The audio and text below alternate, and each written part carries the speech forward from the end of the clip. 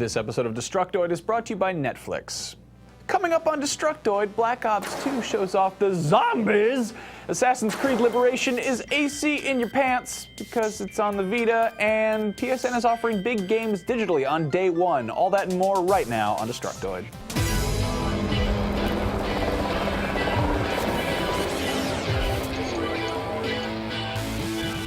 Welcome to Destructoid. I'm Tara Long. And I'm Max Scoville. Happy Wednesday, Max. Happy Wednesday, Tara. Lot going on today, huh? Is there?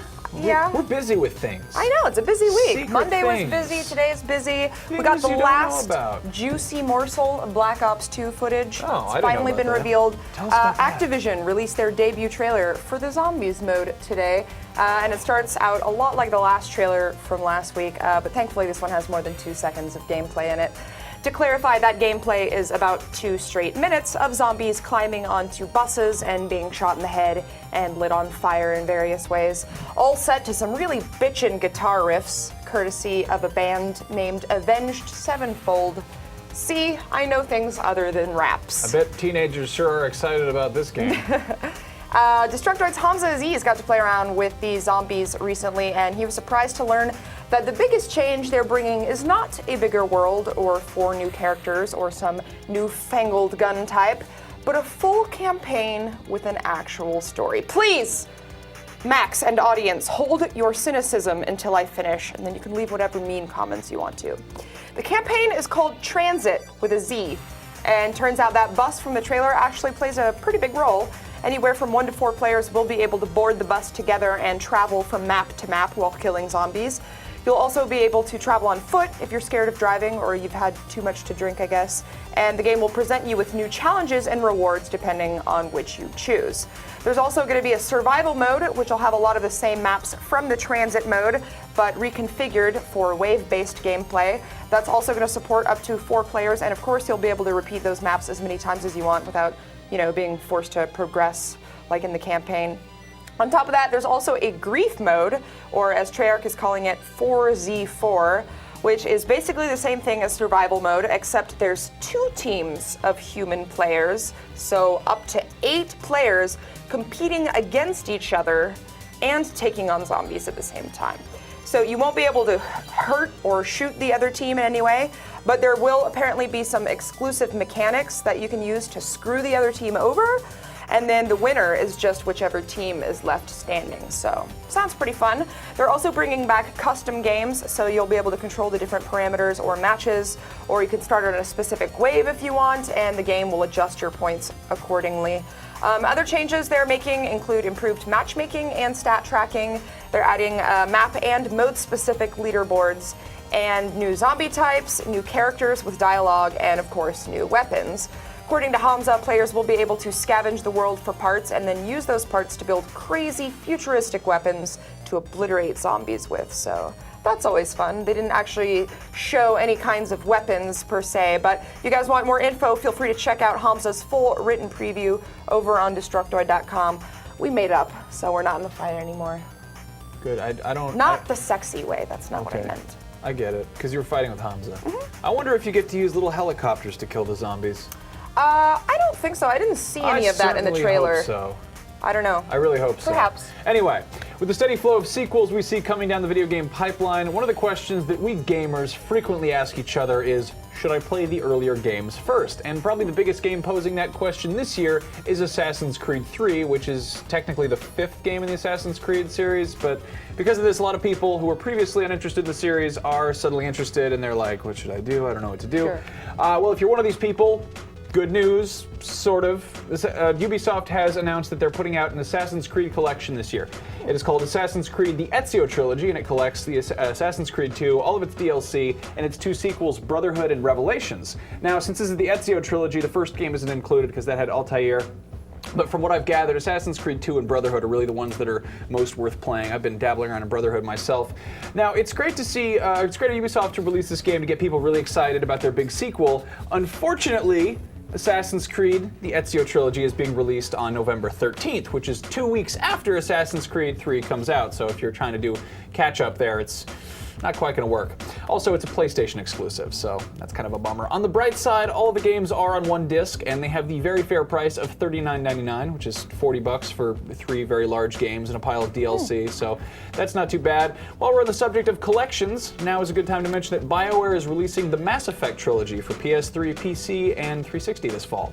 As you might have suspected from the word trilogy, this collects Mass Effect 1 through 3, which is notable since the first game was never actually released on PlayStation.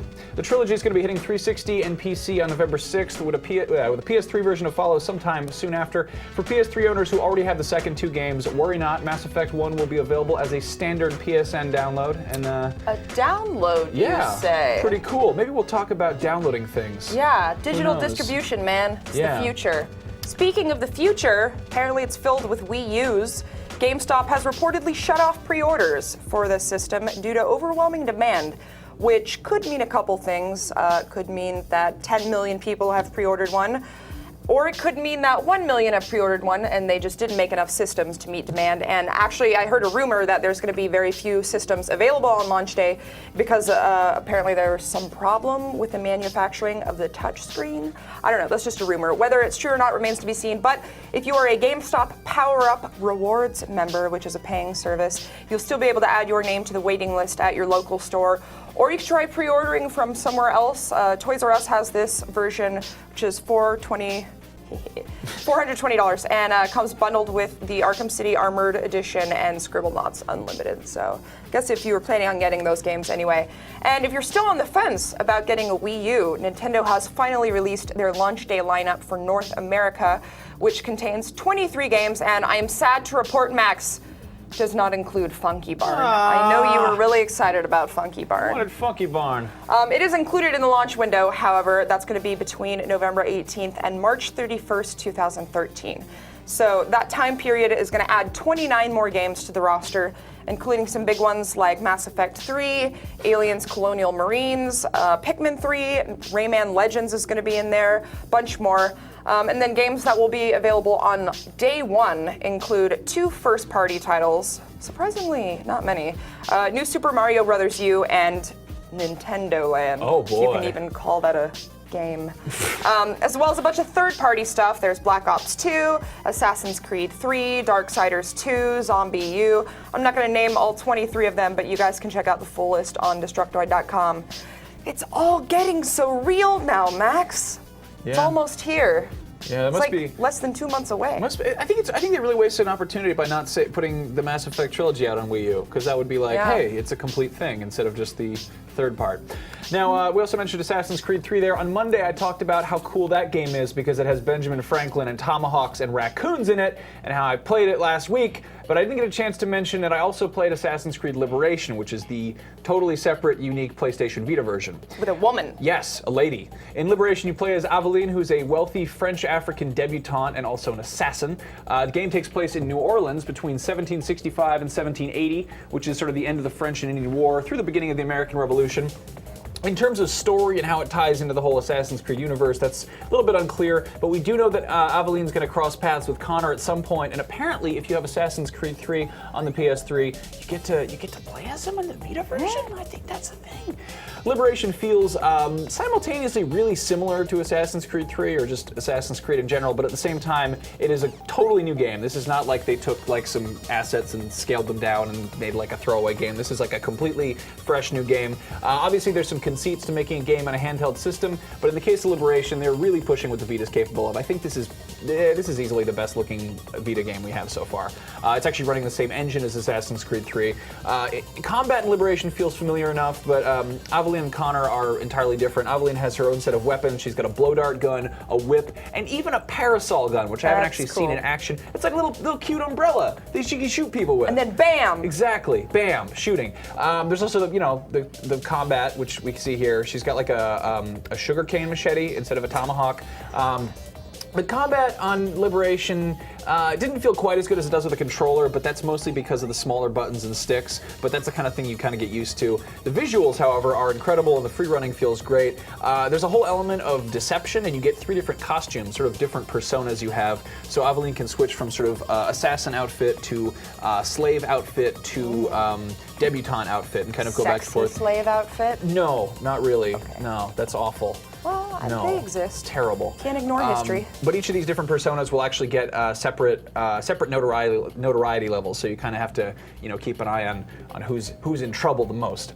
Obviously, with the Vita, we're afraid of horrible, gimmicky, touch-based controls or just like silly stuff like that.